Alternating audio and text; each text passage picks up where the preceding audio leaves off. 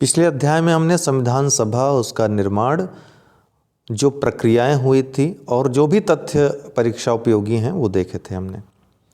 आज के अध्याय में, आज के लेक्चर में, छोटा सा लेक्चर है, संविधान की रूपरेखा देखेंगे।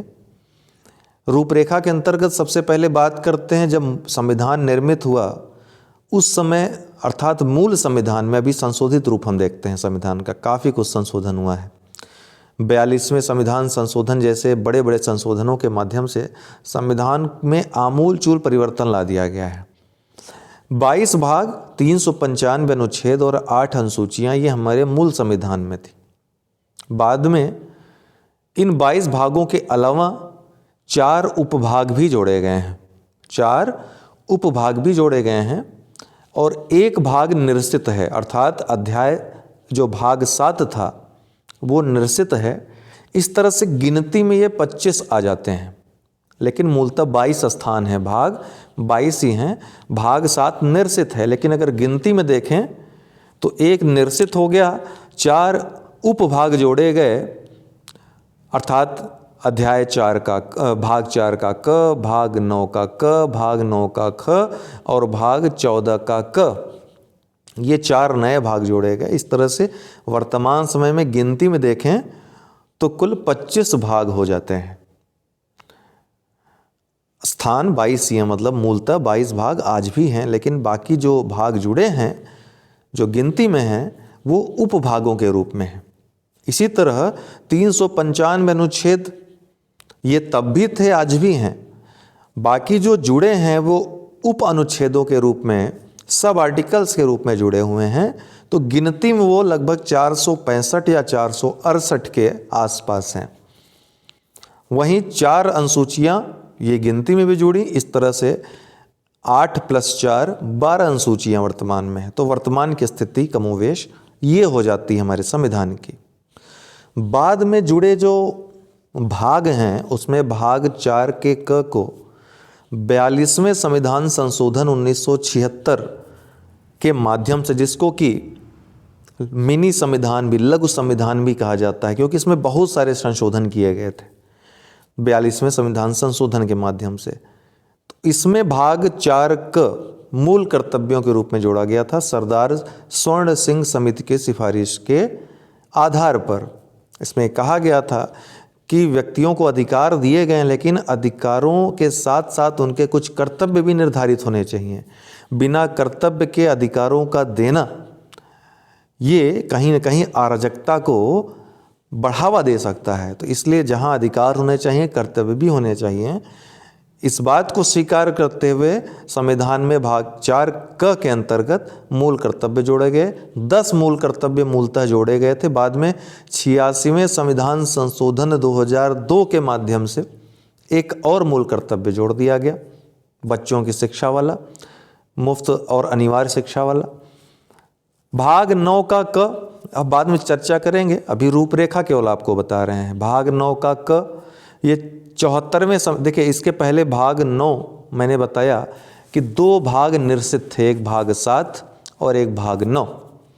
भाग 7 तो अभी भी निरसित है। भाग 9 जो खाली स्थान था, 73वें संविधान संशोधन 1992 के माध्यम से पंचायतों को भाग 9 में स्थान मिल गया। इस तरह से भाग 9 का जो स्थान खाली था निरसित होने के बाद, वो भर गया।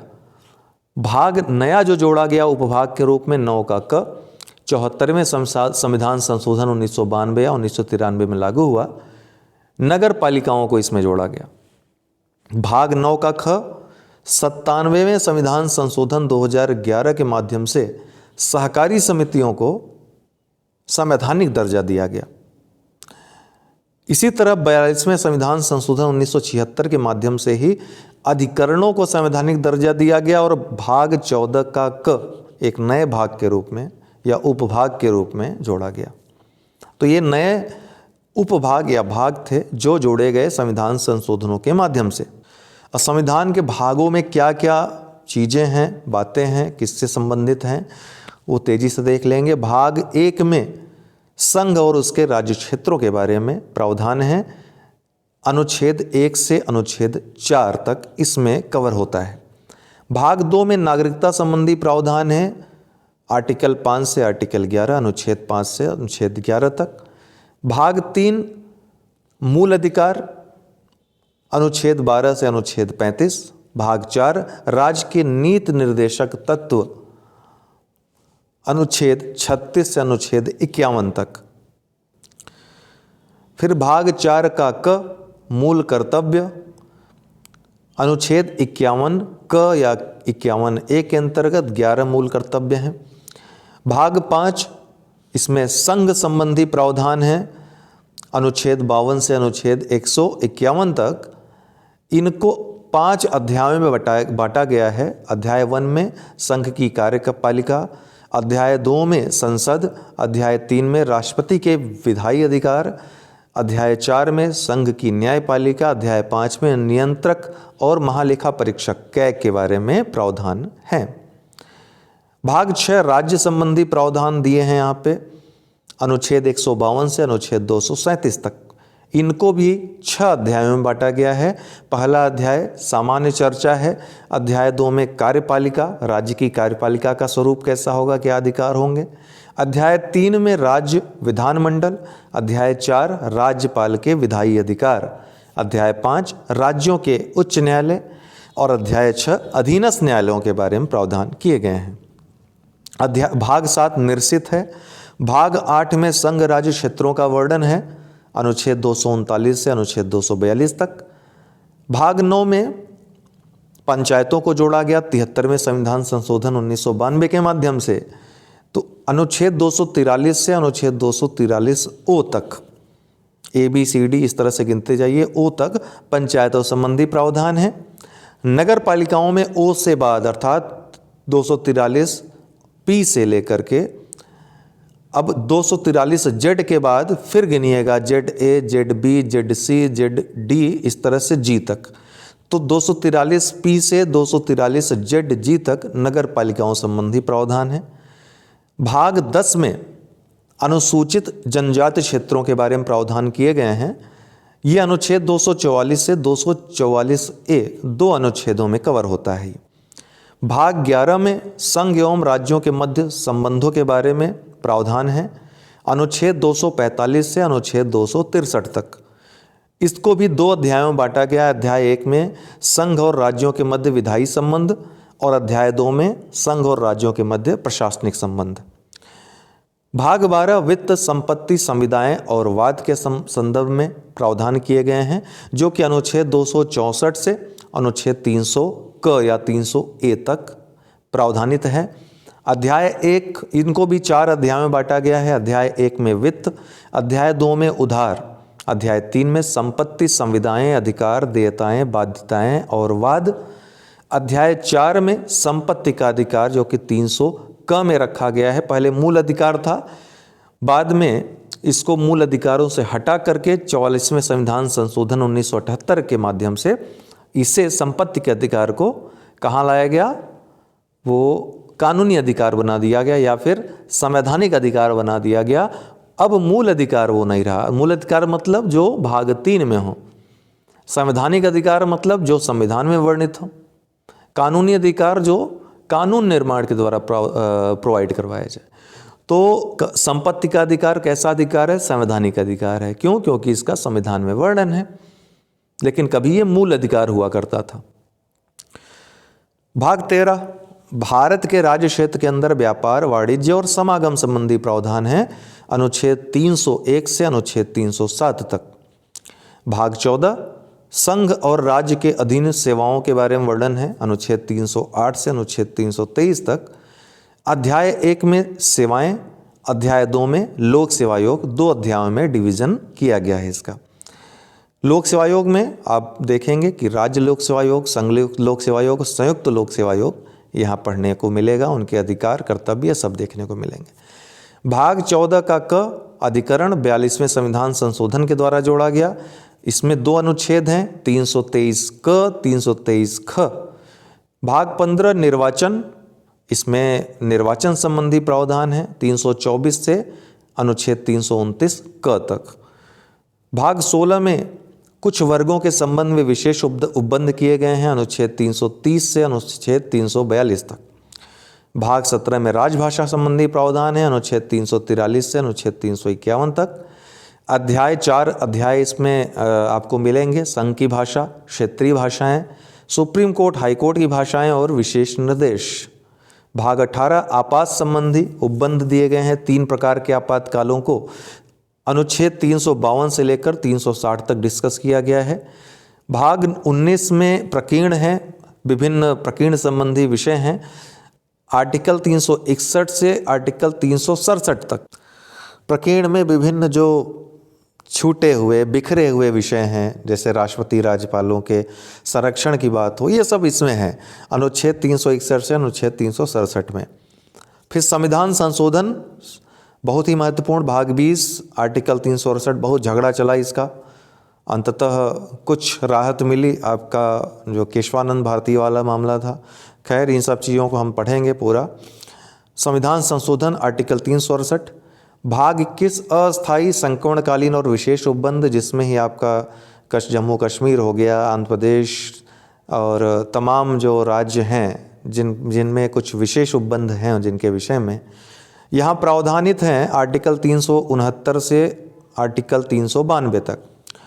भाग 22 अंतिम भाग है, संक्षिप्त नाम प्रारंभ, हिंदी में प्राधिकृत पाठ व निरसन, आर्टिकल 393 से आर्टिकल 12 अनुसूचियों को भी देख लेंगे जो हमारे संविधान में है, और इन अनुसूचियों से संबंधित जो प्रावधान हैं किन किन अनुच्छेदों में है ये भी हम देखेंगे साथ साथ। तो अनुसूची 1 में, पहली अनुसूची में क्या है, भारतीय संघ के राज्यों और संघ शासित प्रदेशों के नाम और उनके क्षेत्र के बारे में उल्लेख किया गया है। वर्तमान में 28 राज्य और 8 केंद्र शासित प्रदेशों के नामों का उल्लेख कहाँ है, पहली अनुसूची में है।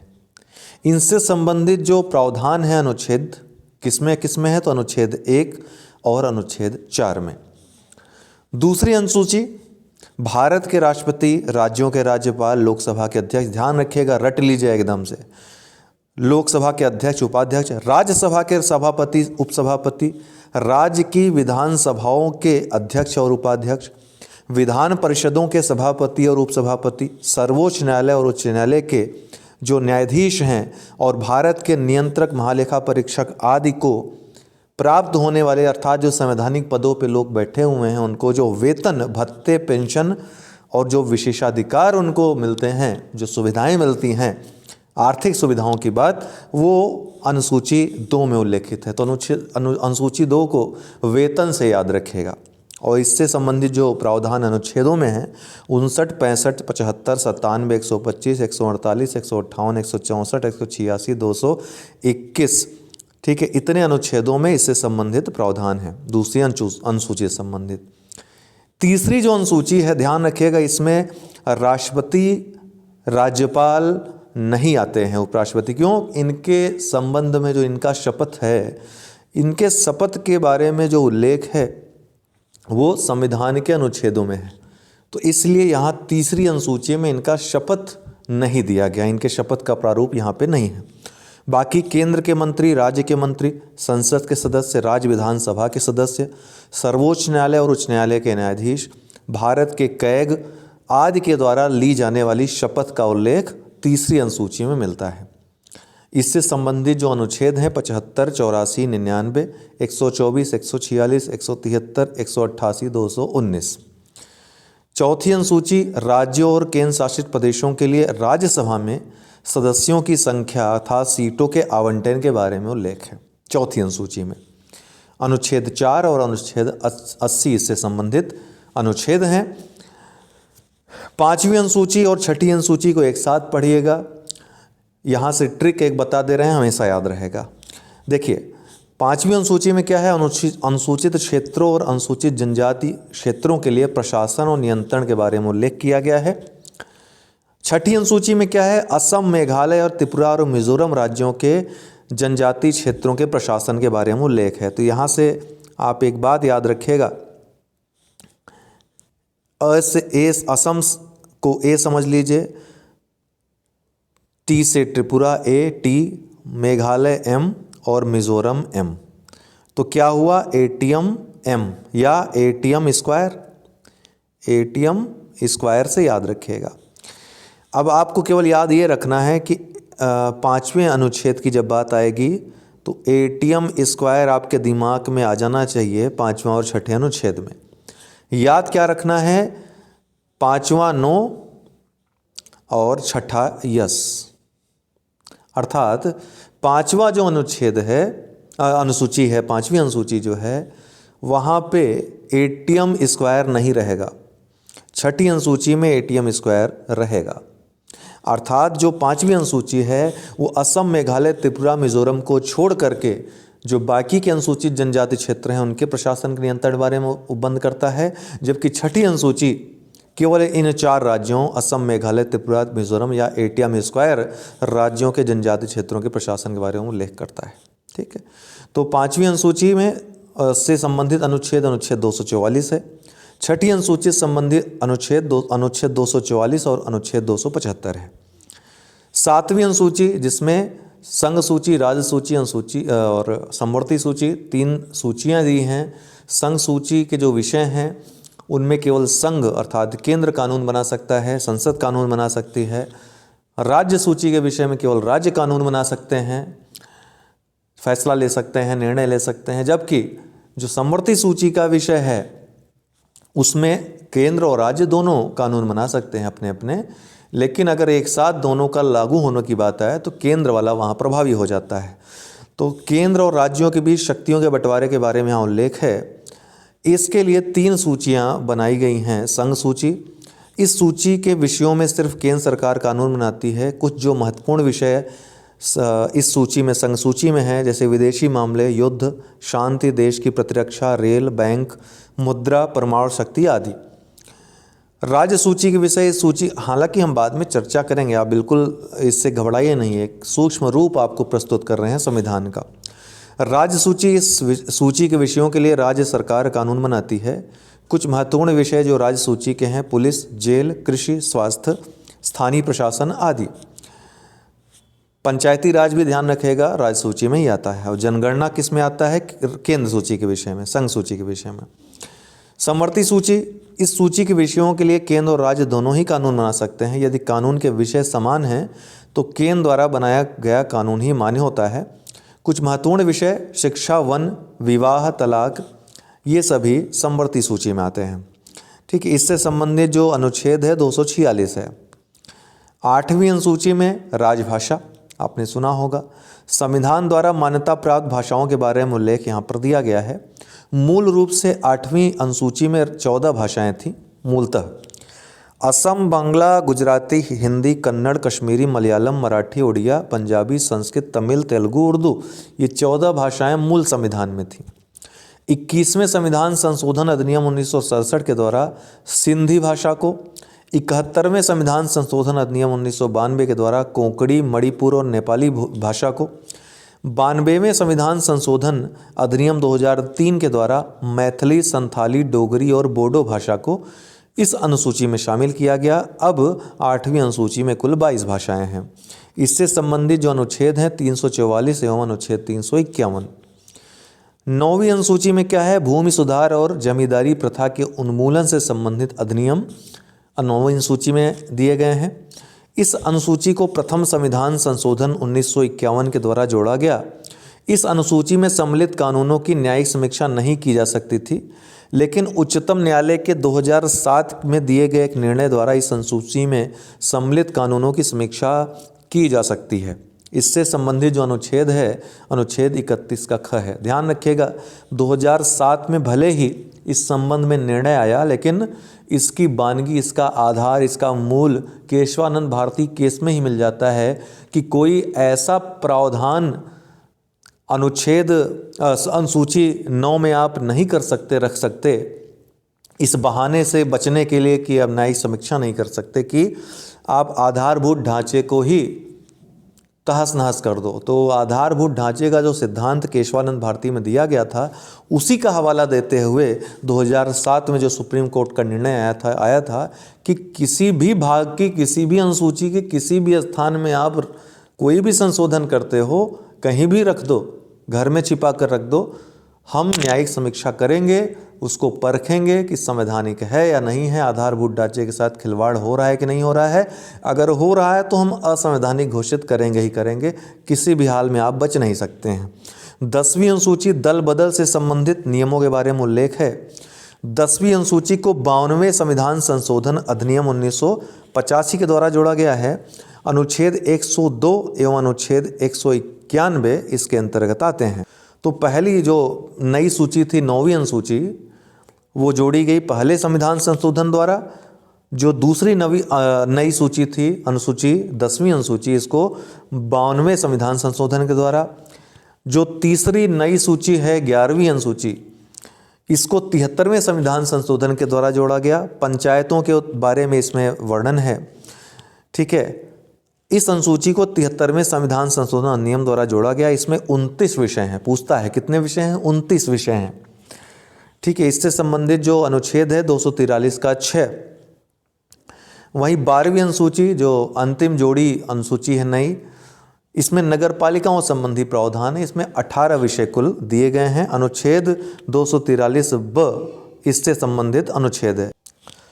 तो आज हमने संविधान की रूपरेखा पे चर्चा की। कल भारतीय संविधान का शोध, इस तरीके से हम एक एक चैप्टर लेकर आगे बढ़ेंगे। संविधान का जो पहला हमारा चैप्टर होगा उद्देशिका होगा, वहाँ से शुरुआत करेंगे तेज़ी से, और फिर कंप्लीट हो जाएगा बहुत जल्द आपका राज्य व्यवस्था। उसके बाद हम पर्यावरण पारिस्थितिकी पे आएंगे। लगातार 8 बजे ये जो क्लासेस हैं इनको आप देखना ना भूलें, ठीक है। अभी छोटी क्लासेस चल रही, बीच में फिर लंबी क्लासेस भी लेंगे जिसमें काफ़ी कुछ कवर करवाएंगे। सभी क्लासेस इतनी ज़्यादा लंबी नहीं चलने वाली हैं, सब हिसाब से होगा, ठीक है। अपने फीडबैक कमेंट्स के माध्यम से देते रहें। बहुत बहुत धन्यवाद।